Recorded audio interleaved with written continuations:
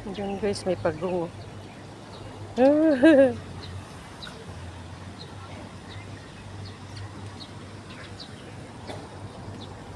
Yan, daming pagong.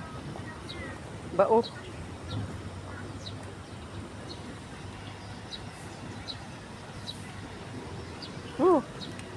Yan o. Langoy-langoy. Ang galing. Nahalo siya sa ano, yung dalawang pagong.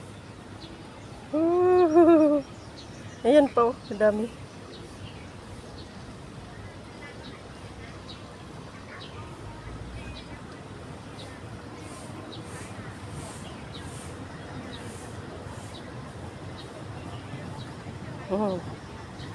Yung pagong naglalaro sa mga isda. Diba?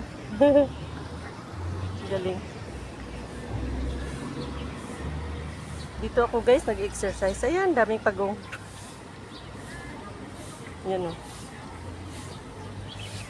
Naglalaro din.